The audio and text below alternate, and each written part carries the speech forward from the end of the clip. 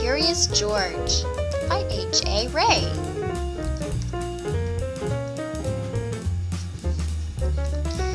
This is George. He lived in Africa. He was a good little monkey and always very curious.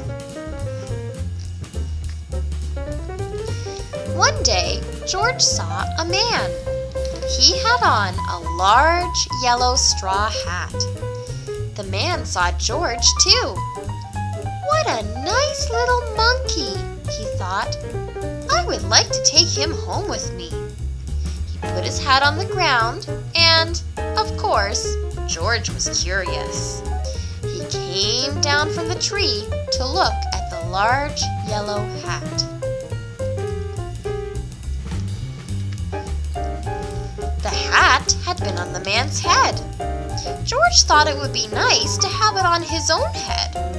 He picked it up and put it on.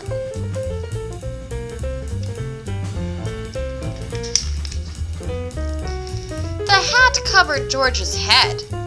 He couldn't see.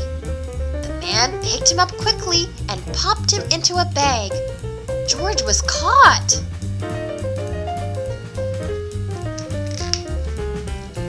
The man with the big yellow hat put George into a little boat, and a sailor rowed them both across the water to a big ship. George was sad, but he was still a little curious. On the big ship, things began to happen. The man took off the bag. George sat on a little stool, and the man said, "George, I am going to take you to a big zoo in a big city. You will like it there. Now run along and play, but don't get into trouble." George promised to be good. But it is easy for little monkeys to forget.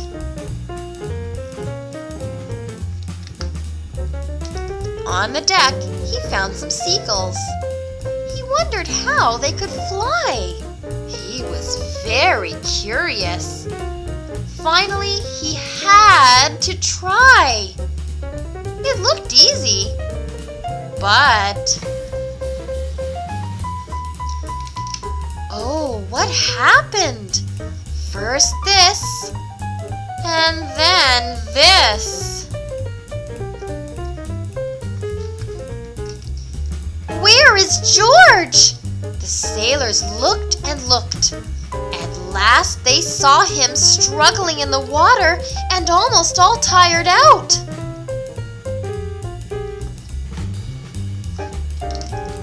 "Man overboard!" the sailors cried as they threw him a lifebelt. George caught it and held on. At last he was safe on board.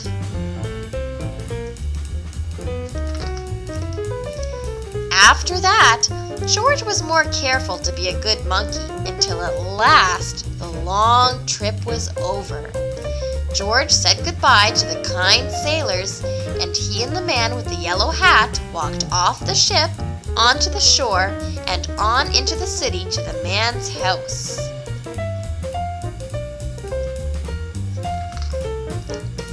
After a good meal and a good pipe, George felt very tired.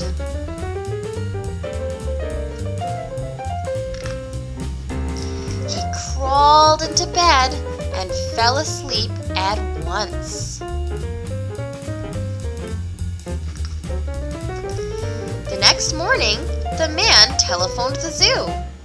George watched him. He was fascinated. Then the man went away. George was curious. He wanted to telephone too. 1, 2, 3, 4, 5, 6, 7. What fun! Ding-a-ling-a-ling! George had telephoned the fire station. The firemen rushed to the telephone. "Hello? Hello?" they said. No answer. Then they looked for the signal on the big map that showed where the telephone call had come from. They didn't know it was George. They thought it was a real fire. Hurry, hurry, hurry! The firemen jumped onto the fire engines and onto the hook and ladders. Ding dong, ding dong! Everyone out of the way! Hurry, hurry, hurry!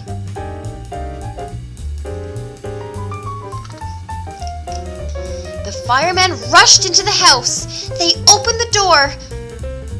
No fire! Only a naughty little monkey. Oh, catch him! Catch him! They cried. George tried to run away. He almost did, but he got caught in the telephone wire and... A thin fireman caught one arm and a fat fireman caught the other. You fooled the fire department, they said. We will have to shut you up or you can't do any more harm. They took him away and shut him in a prison.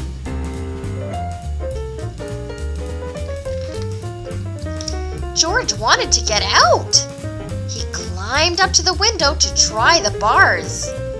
Just then, the watchman came in. He got on the wooden bed to catch George, but he was too big and heavy. The bed tipped up, the watchman fell over, and quick as lightning, George ran out through the open door.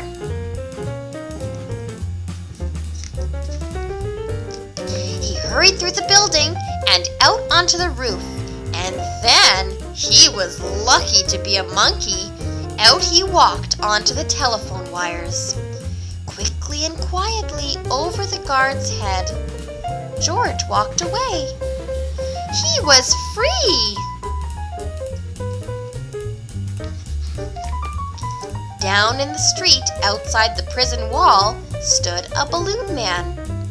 A little girl bought a balloon for her brother. George watched. He was curious again. He felt he must have a bright red balloon. He reached over and tried to help himself, but instead of one balloon, the whole bunch broke loose. In an instant, the wind whisked them all away, and with them went George, holding tight with both hands. Up he sailed, higher and higher. The houses looked like toy houses and the people like dolls. George was frightened. He held on very tight.